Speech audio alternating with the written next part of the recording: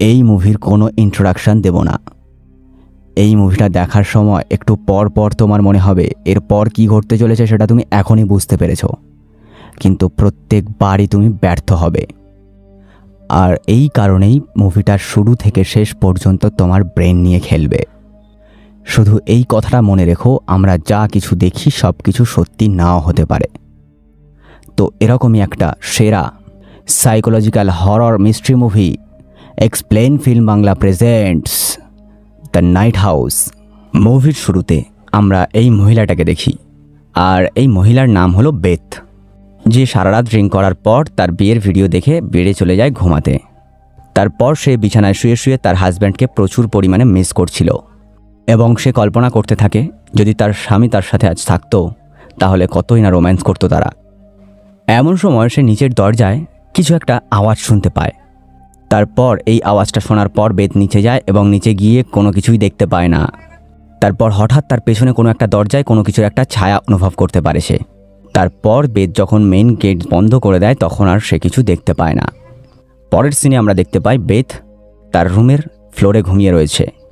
তারপর বেথ স্কুলে যাওয়ার জন্য রেডি হয়, কারণ সে পেশায় একজন শিক্ষিকা ছিল। সে যখন স্কুলে যাওয়ার জন্য বাইরে আসে, লেকের সিঁড়িতে কারোর কাদাযুক্ত পায়ের ছাপ দেখতে পায় সে, যেটা দেখার পর তার কিছুটা সন্দেহ হয়। তারপর সে স্কুলে চলে যায় এবং ওই দিন স্কুলে প্যারেন্টস এবং টিচারদের মধ্যে একটা মিটিংয়ের ব্যবস্থা করা হয়েছিল। তারপর আমরা দেখতে পাই বেথ তার কেবিনে বসে ল্যাপটপের মধ্যে হাউস দেখছিল এবং তখন সময় ছিল 2:15। তারপর হঠাৎ এক স্টুডেন্টের মায়ের ডাকের আওয়াজে তার ঘুম ভাঙে, আর তখন সে ঘড়িতে দেখে 3টে বাজে এবং তার ল্যাপটপটা বন্ধ করতে গিয়ে দেখে একটা পিস্তলের ওয়েবসাইটের পেজ ওপেন রয়েছে। এরপর সেই স্টুডেন্টের মা বেথের সাথে কিছু বিষয় আলোচনা করার পর সেখান থেকে চলে যায়। আর মুভির এখানে এসে আমরা জানতে পারি তার হাজব্যান্ড কিভাবে মারা গেছিল। এখানে আমি বলে রাখি তার হাজব্যান্ড কিভাবে মারা গেছিল। তার হাজব্যান্ড নিজে নিজে সুইসাইড করে মারা গেছিল, কিন্তু সে এই সুইসাইডটা কেন করেছিল সেটা আমরা জানতে পারি না। সে তার হাজব্যান্ডকে এতটাই মিস করছিল যার ফলে তার হাজব্যান্ডের ব্যবহৃত সমস্ত জিনিস প্যাকেজ করে স্টোর রুমের মধ্যে রেখে দেয়। সে যখন জিনিসপত্রগুলো প্যাকিং করছিল তখন সে ওয়েনের একটা ডায়েরি দেখতে থাকে। আর তোমাদের অনেকের মনে এই প্রশ্নটা আসতে পারে হঠাৎ করে এই ওয়েন নামের ব্যক্তিটির উদয় কোত্থেকে হলো। এখানে আমি বলে রাখি এই ওয়েন নামের ব্যক্তিটি হলো বেথের স্বামী। তো যাই হোক, বেথ যখন ডায়েরিটি দেখছিল তখন সে ডায়েরিতে দেখতে পায় তাদের লেক হাউসের সমস্ত বাড়ির স্কেচ করে রেখেছিল সেই ডায়েরিতে। বেথ সেই ডায়েরিটা উল্টাতে উল্টাতে দেখতে পায় ওয়েন তার ডায়েরিতে যে সমস্ত বাড়িগুলোর স্কেচ এঁকেছিল সেইগুলো প্রত্যেকটি প্রতিবিম্ব স্কেচ ছিল, যেমনটা আমরা আয়নার মধ্যে উল্টো দেখি। এটার কারণ বেথ বুঝতে না পারার কারণে সে ওখানে ডায়েরিটা রেখে তার বেডে ঘুমাতে চলে যায়। কিন্তু পরের দিন ভোর 5:30 তাদের ঘরের মিউজিক সিস্টেম অটোমেটিকলি চালু হয়ে যায়। তারপরেই বেথ দেখতে পায় তার ফোনে ওয়েনের একটা মেসেজ এসেছে, যেটা দেখার পর বেথ কী করবে বুঝতে পারছিল না। তারপর সে ওয়েনের নাম্বারে একটা কল লাগিয়ে দেয়, আর ফোনের ওপার থেকে একটা ভাঙা গলায় আওয়াজ আসে।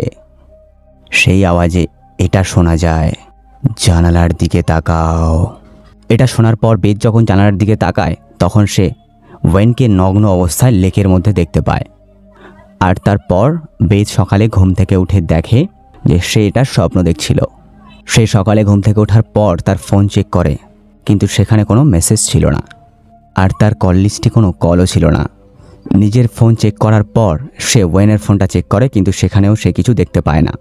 কিন্তু যখন সে ওয়েনের ফোনের গ্যালারি চেক করে তখন তার গ্যালারিতে একটা মেয়ের ফটো দেখতে পায়, যে ফটোতে মেয়েটার একটা সাইডের ফটো ছিল, যে মেয়েটাকে দেখতে হুবহু বেথের মতো ছিল। তারপর বেথ চলে যায় এই মহিলার কাছে, আর এই মহিলার নাম হলো ক্লেয়ার। সেই ফটোটা ক্লেয়ার দেখার পর বেথকে বলে এটা তো তোমারই ছবি, যার উত্তরে বেথ বলে আমার কাছে এই ধরনের কোনো ড্রেসই নেই, তাহলে আমি এটা কিভাবে হলাম। তখন ক্লেয়ার বেথকে বলে তুমি ওয়েনের সাথে কাটানো সমস্ত ভালো মুহূর্তগুলোকে মনে করার চেষ্টা করো আর এই সমস্ত কথাগুলোকে ভুলে যাও।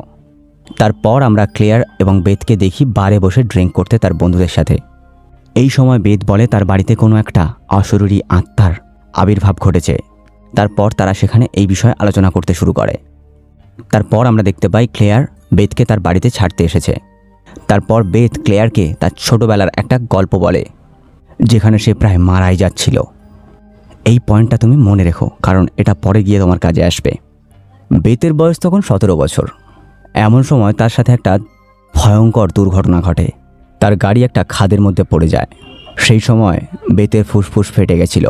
ওই সময় তার হার্ট প্রায় 4 মিনিট পর্যন্ত কাজ করা বন্ধ করে দিয়েছিল।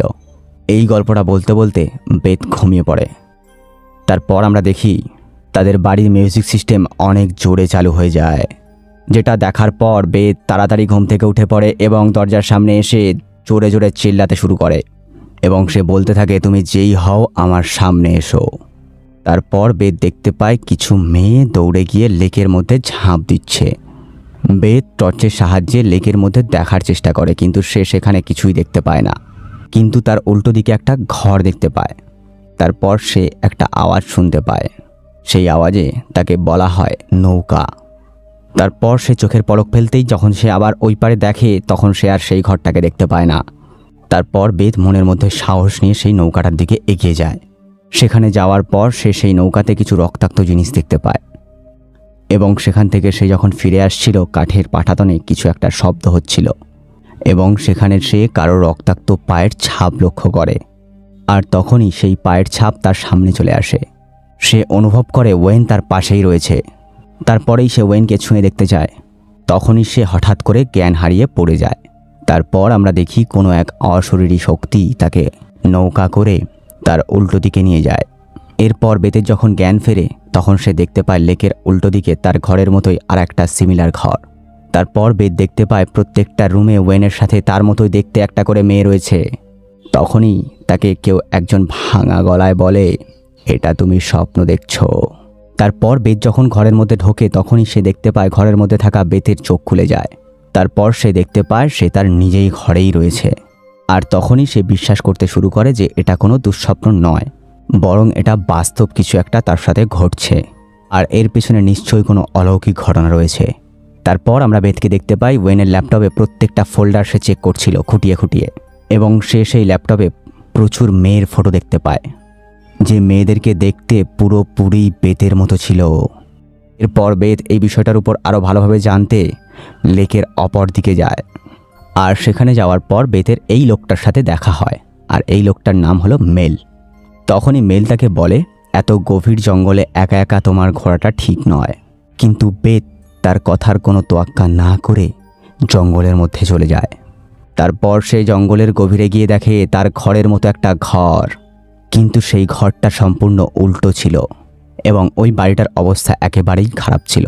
তারপর সে ওই ঘরের ভেতর যায় এবং সেখানে গিয়ে সে একটা পুতুল দেখতে পায়, যে পুতুলটার মধ্যে অনেকগুলো পিন ঢোকানো ছিল। বেত সেটা দেখার পর বুঝে যায় যে এই পুতুলটার ওপর কোনো ব্ল্যাক ম্যাজিক করা হয়েছে। এরপর বেত মেলের বাড়িতে যায়। সেখানে যাওয়ার পর মেলের উপর প্রচণ্ডভাবে চিল্লাতে থাকে। সে বলে, তুমি আমাকে জঙ্গলে যেতে বারণ করেছিলে, তাহলে তুমি নিশ্চয়ই ওয়েনের কুকর্ম সম্পর্কে জানো। আর তখনই মেল বলে, হ্যাঁ, আমি ওয়েনকে অন্য কোনো মেয়ের সাথে ওই জঙ্গলের মধ্যে দিয়ে হাঁটতে দেখেছি। আমি চাই না তোমাদের সাংসারিক জীবনে কোনো অশান্তি ঘটুক, তাই এই বিষয়ে আমি তোমাকে কিছুই বলিনি। কিন্তু তারপর আমি আর তেমন কিছু দেখিইনি। তারপর বেত তার নিজের বাড়িতে ফিরে যায় এবং ওয়েনের সমস্ত জিনিসগুলোকে খুঁটিয়ে খুঁটিয়ে দেখতে শুরু করে। এই সমস্ত জিনিস ঘাঁটতে ঘাঁটতে সে দুটো বই খুঁজে পায়। সেই দুটো বইয়ের মধ্যে একটা বই ছিল ব্ল্যাক ম্যাজিকের, আর একটা বই ছিল মন্ত্র দিয়ে কিভাবে গোলকধাঁধা তৈরি করতে হয় সেই বিষয়ের উপর।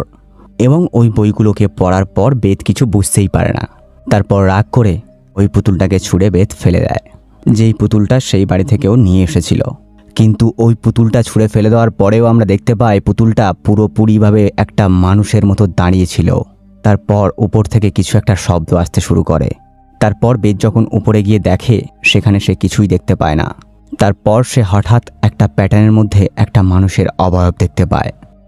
আর যখনই সে ওই অবয়বটার দিকে একভাবে তাকিয়েছিল, তখনই ওই মানুষটার মাথা বেতের দিকে ঘুরে যায়, যেটা দেখার পর বেত প্রচুরভাবে ভয় পেয়ে যায়।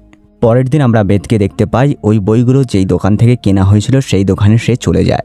আর সেখানে যাওয়ার পর বেতের সাথে সেই মেয়েটার দেখা হয়, যার ছবি বেত ওয়েনের ফোনে দেখেছিল। ওই মেয়েটার নাম ছিল ম্যাডেলিন। তখনই বেত ম্যাডেলিনের কাছে তার হাজব্যান্ডের কথা জিজ্ঞেস করে। ওয়েনের নাম শুনে ম্যাডেলিন অনেকটা চমকে যায়। তারপর বেত আস্তে আস্তে করে তার হাজব্যান্ডের বিষয়ে সমস্ত কথা বলতে থাকে। তারপর ম্যাডেলিন বলে যে সে তার হাজব্যান্ড ওয়েনকে চিনত। তাদের মধ্যে কোনো খারাপ সম্পর্ক ছিল না। পরের সিনে আমরা বেথকে ক্লেয়ারের বাড়িতে দেখতে পাই। সেখানে গিয়ে সে তার হাজব্যান্ডের পরকীয়ার বিষয়ে সমস্ত কিছু বলছিল ক্লেয়ারের সাথে, এবং গত কয়েকদিন ধরে তার সাথে ঘটে যাওয়া ভৌতিক কিছু বিষয়ে সে বলতে শুরু করে। কিন্তু ক্লেয়ার বেথের সেই অলৌকিক ঘটনাগুলোর বিষয়ে একেবারেই সিরিয়াসলি নেয় না। সে হাসতে থাকে এবং বলে, তুমি অনেক বেশি দুশ্চিন্তা করছো, যার ফলে তোমার এরকম চিন্তাভাবনা মাথায় আসছে।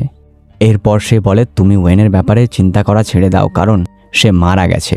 তার পরের সিনে আমরা বেথকে তার বাড়িতে দেখতে পাই। আর সেই দিন রাত্রেই ম্যাডেলিন তার সাথে দেখা করতে তার বাড়িতে এসেছিল। ম্যাডেলিন বেথকে বলে সে কখনোই ওয়েনের সাথে ঘনিষ্ঠ সম্পর্ক গড়ে তোলেনি। তারপর ম্যাডেলিন আরও বলে, আমরা অনেকবার সুযোগ পেয়েছিলাম ঘনিষ্ঠ হওয়ার, কিন্তু আমরা সেই সুযোগকে কখনোই কাজে লাগাইনি। আমি এর আগেও তোমাদের এই বাড়িতে এসেছি এবং ওয়েন আমাকে তোমাদের ওই লেকের উল্টো দিকের বাড়িটাতে নিয়ে গেছিল। সেখানে যাওয়ার পর আমরা কিস করেছিলাম।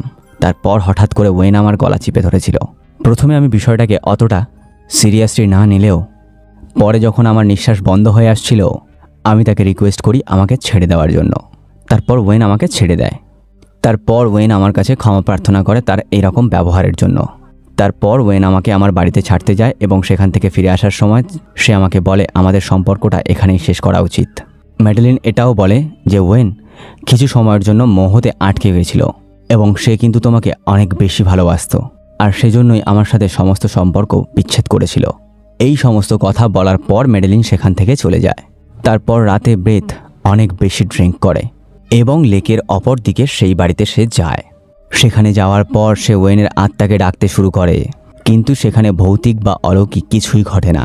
সেখান থেকে সে যখন ফিরে আসছিল তখন বেতের পা কাঠের পাটাতন ভেঙে সেখানে ঢুকে যায়।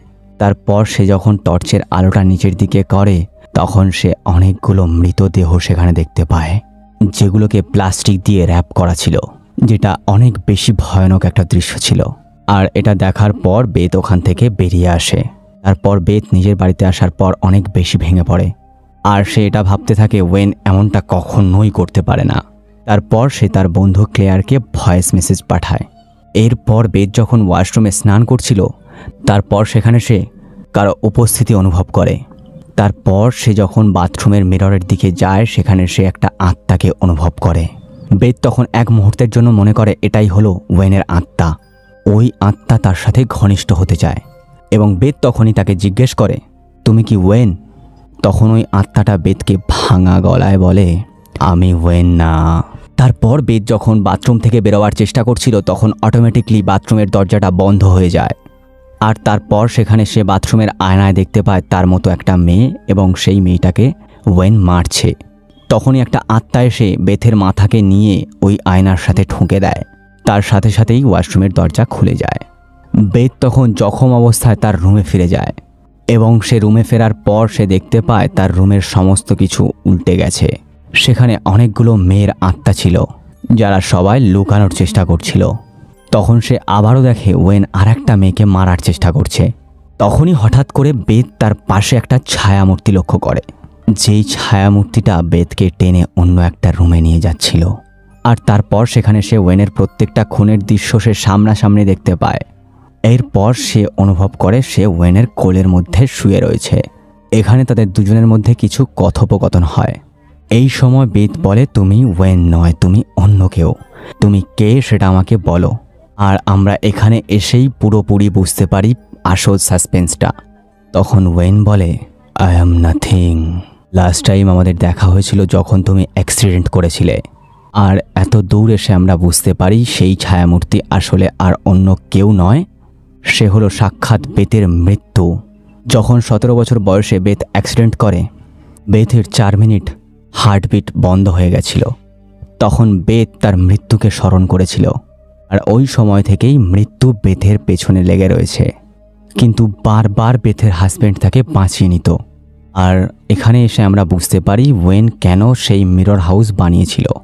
সেই মিরর হাউস বানিয়েছিল এবং ব্ল্যাক ম্যাজিক করত এই কারণে যাতে করে বেথকে সে বাঁচাতে পারে, যেখানে সে বেথের মতো দেখতে মেয়েদেরকে নিয়ে এসে মৃত্যুর নির্দেশে তাকে হত্যা করত। আসলে এই ছায়ামূর্তিটা ওয়েনকে দিয়ে বেথকে মারার চেষ্টা করত, কিন্তু ওয়েন প্রত্যেকবার সেই মৃত্যুকে বোকা বানাতো। তারপর আমরা দেখতে পাই সেই ছায়া মূর্তিটি বেতের আত্মাকে বন্দি করে ফেলেছে, কারণ সেই ছায়ার কোনো ক্ষমতা নেই বেতকে নিজে থেকে মারার মতো। বেতকে মারতে গেলে সে নিজেকেই মারতে হবে, তা না হলে মৃত্যু তার আত্মাকে নিয়ে যেতেই পারবে না। ওয়েন যেই নৌকাতে আত্মহত্যা করেছিল সেই ছায়ামূর্তিটা বেতের আত্মাকে দুর্বল করে সেই নৌকার মধ্যে নিয়ে যায়। সেই ছায়ামূর্তি ওয়েনের রূপ নেয় এবং বেতকে বিভিন্নভাবে ইমপ্রেস করার চেষ্টা করে, যাতে করে সে নিজেই নিজের জীবন নিয়ে নিতে পারে। তারপর ভোর হয়ে যায়।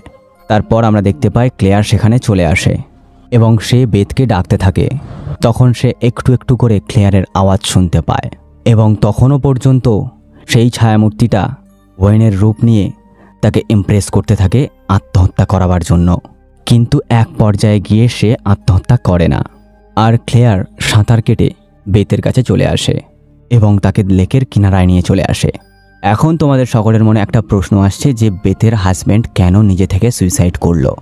আসলে এক পর্যায়ে গিয়ে ওয়েন বুঝতে পেরেছিল যে ওই ছায়ামূর্তিটা কোনো না কোনোভাবে তার স্ত্রীকে মেরে ফেলবেই, যার কারণে সে নিজেই নিজের জীবন নিয়ে নেয়। এরপর আমরা দেখি সেখানে বেতের প্রতিবেশী মেল চলে আসে এবং সেখানে আসার পর সে বেতকে জিজ্ঞেস করে তোমার কি হয়েছে। উত্তরে বেত বলে আমি কিছুই বুঝতে পারছি না আমার সাথে কি হয়েছে। তখনই বেত নৌকার মধ্যে একটা কালো ছায়া দেখতে পায় এবং এখানে এসে মুভির সমাপ্তি ঘটে। তো এই ভিডিওটা কেমন লাগলো অবশ্যই আমাকে কমেন্ট করে জানাও। আর তোমরা আমার সাথে সরাসরি কথা বলতে পারো ফেসবুকে, ইনস্টাগ্রামে, যার লিঙ্ক ভিডিও ডেসক্রিপশনে দেওয়া রইল। দেখা হচ্ছে পরবর্তী ভিডিওতে। বাই।